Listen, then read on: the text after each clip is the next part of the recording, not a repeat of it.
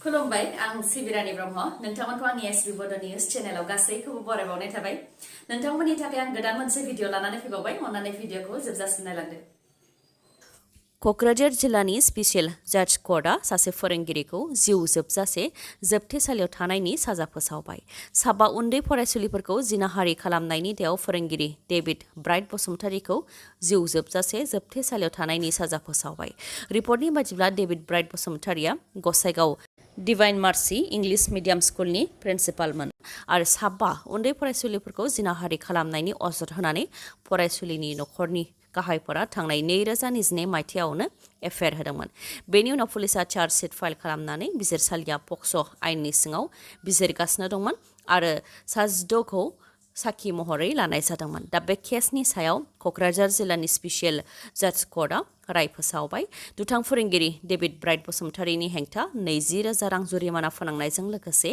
जिउ जोबजासे जोबथेसालियाव थानायनि साजा फोसावबाय बिजिरसालिया गोलाव सम बिजिरसालियाव नांनायनि उनाव उन्दै हिनजावसाफोरजों लोगोसे बिथांनि नखरनिफ्रा बिजिरनायखौ मोननो हाबाय गोजोन्थों खौरां बोरला गावग्रा तुतुमनि बर'आ सिलभार मेडेल देरहासारनो हादों बिथाङा सासे बिएसएफ जवान केनाडायाव थांनाय 28 जुलाइनिफ्राय 6 आगस्तसिम खुंजानाय world police and fire game 2023 आव बाहागो लाहैदोंमोन तुतुमनि बर' बिथाङा जेराव बिथाङा सिलभार मेडेल देरहासारनो हानानै भारतनि मुं लाखिनायजों लोगोसे आसाम आरो बिटिआरनि मुंबो लाखिदों मिथिनो मोननाय बायदिब्ला सिलभार मेडेल देरहागिरि तुतुमनि बर' बिथाङा अदालगुरिनि थागिबि जाख्ल'नायनिफ्राय सांग्रां जा रां जाख्ल'ग्रा सोरखारि मावख'गिरिफोरखौ जाख्ल'नायनिफ्राय गोजानाव थानो थाखाय खौरां बिजोंफोरनि गेजेरजों गोबां खेब सांग्रांथि होबोनाय जादों नाथाय माखासे सोरखारि मावख'गिरिफोरा बेनि सायाव जेबो खोमा होआखै जायनि थाखाय रां जाख्ल'ग्रा सोरखारि मावख'गिरिफोरा साफानि उनाव साफा फ्राय सानफ्रोमबो हमजानो गोनां जाबोदों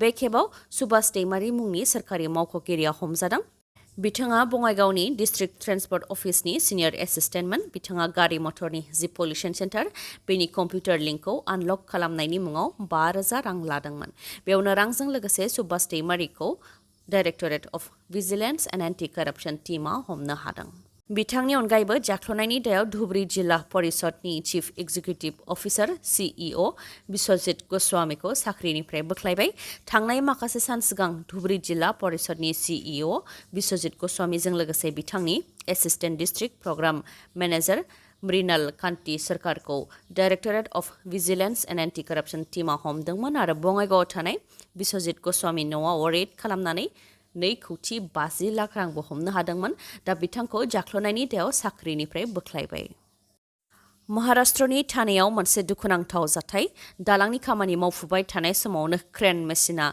लेबारफोरनि सायाव अदेबानि खामानि मावग्रा सुबुंफोरनि सायाव गोग्लैसिनदों जायजों जायगायावनो 17 सुबुंनि जिउ खहा जादों महाराष्ट्र थानेनि सामरुद्धि एक्सप्रेस वेआव दालां बानायनायनि खामानि जागासिनो दंमोन जेराव 700 टन लिरथायनि क्रेन मेसिना 35 मिटार गोजौनिफ्राय गोग्लैदों जाय खामानि मावग्राफोरनि सायाव गोग्लैसिनदों जायजों जायगायावनो 17 सुबुंनि जिउ खहा जादों आरो गोबां सुबुंफोरानो जोखोम जानो गोनां जादों जायगायाव जिउ गोमानाय 17नि मादाव 2 साइट इन्जिनियार 7 स्टाफ आरो 7 लेबार जाथायजों जायगायावनो जिउ गोमानाय 17नि अनगायैबो फाहामथाय होनो थाखाय देहा फाहामसालि फारसे लांबाय थानाय समावनो आरोबाव 3 सुबुंनि जिउ खहा जादों गासै दासिम 20 सुबुंनि जिउ खहा जानायखौ रिपर्टआव मोननाय जादों जाथायनि उनाव जिउ गोमानाय सुबुंनि नखरफोरनो महाराष्ट्रनि गिबि मन्थ्रिया 5 लाख राङै अनसुंथाइ होनो थाखाय फोसावदों आरो प्राइम मिनिस्टार अफिसनिफ्राय 2 लाख राङै होनो थाखाय फोसावदों फोरमायथिनो गोनांदि जाथाय जानायनि उनाव एनडीआरएफ आरो पुलिस हान्जाया रैखा खालामनायनि हाबाखौ मावहैदों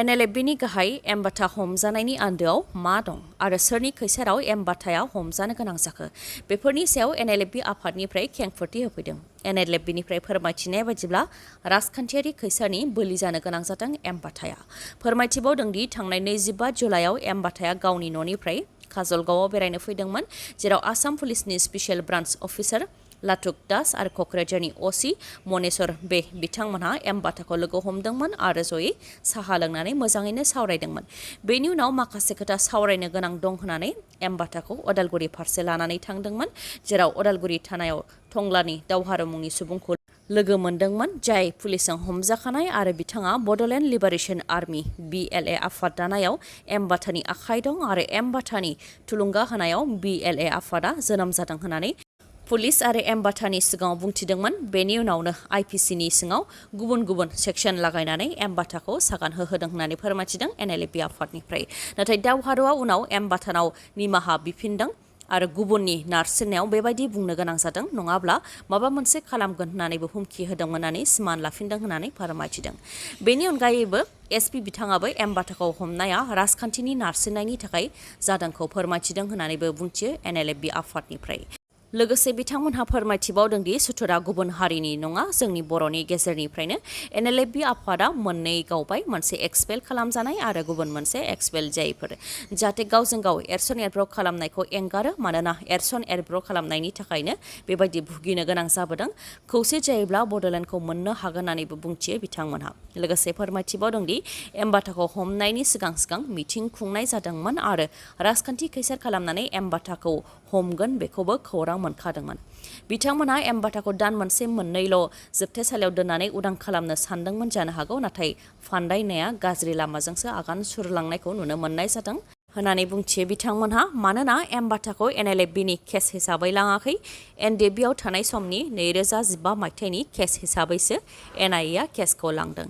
एमबाटाया 20 निफ्राय 25 बोसोर NDBआव थानानै बर' हारिनि खामानि मावनानै बिथार गोरोबथा जानायनि उनावबो NDBनि केसआव NIA लानानै थांनाया दुखुनांथाव। जुदि एमबाटायानो हमजादोंब्ला एमबाटानि गोजौनि अथ'रिटि आरो मावग्राफोराबो हमजाखागोन, रावबो बारग'नाय नङा, जाय दुखुनांथाव होननानै फोरमायथियो बिथांमोनहा।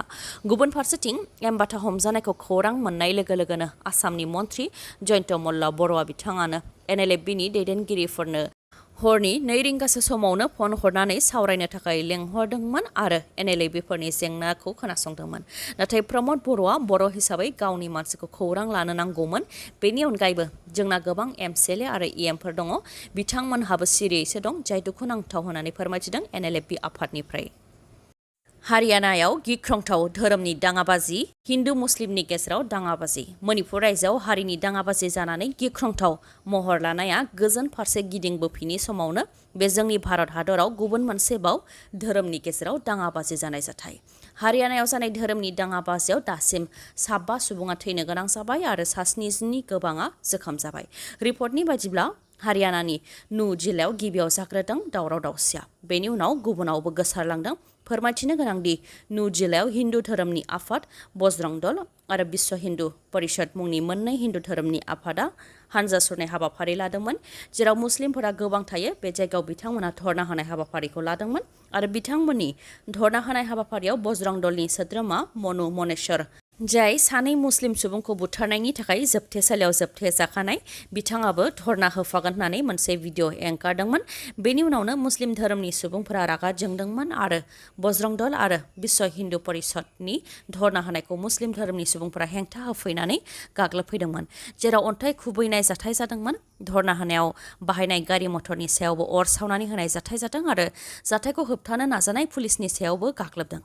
मुस्लिम धोरोमनि सुबुंफोरनि गाग्लोबनायाव धरना होनाय हिन्दु धोरोमनि सुबुंफोरा गिबियाव खारदोंमोन, नाथाय उनाव बिथांमोनहाबो गोबां सुबुं थुबुर खालामनानै मुस्लिम धोरोमनि सुबुंफोरनि सायाव गाग्लोबफैफिनदों। बेबायदिनो धोरोमनि दाङाबाजिया गोसारनानै हारियानानिनो गुरुग्रामावबो सौहैदों, जेराव हिन्दु धोरोमनि सुबुंफोरा मुस्लिमफोरनि मस्जिद सावनानै इमामखौबो बुथारदों। बेबायदिनो हिन्दु आरो मुस्लिमनि गेजेराव दाङाबाजि जानाया जोंनि हादराव जागायजेननो हमदों आरो बेखौ दानो होबथायाबा बे जोबोद गोख्रैथिजों आरो गाज्रियै गुबुन गुबुन रायजोफोरावबो गोसारनो हागौ, जेरावनाखि जोंनि आसामावबो मुस्लिमफोरनि हेंथा नांनो थाखाय हिन्दु धोरोमनि आफाद राष्ट्रीय बजरंग दलआ हानजा सुरनाय, पिस्तल सिलाइजों ट्रेनिं होनाय बायदिखौ उदाङैनो खालामनायखौ नुनो मोननाय जादों। मख'नो गोनांदि हारियानायाव जानाय धोरोमनि दाङाबाजियाव दासिम 5 जिउ गोमाबाय, 5 मादाव 2 हमगार्ड।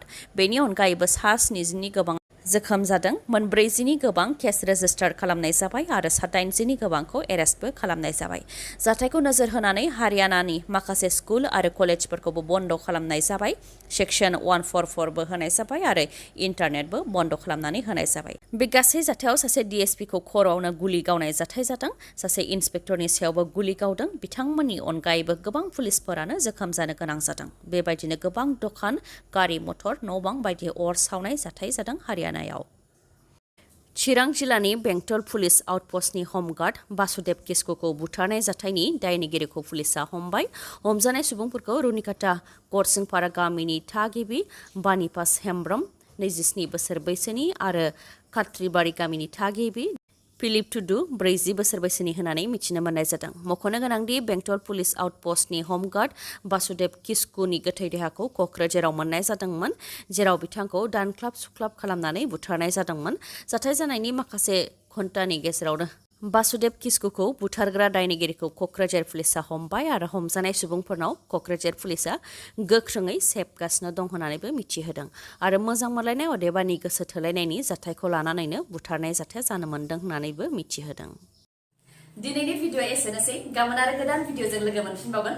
नोंथाङा दासिमबो आंनि चेनेलखौ साबस्क्राइब खालामाखैबा अन्नानै साबस्क्राइब खालामदो, लोगोसे लाइक, कमेन्ट आरो शेयार खालामनो दाबाव। गोजोन्थों।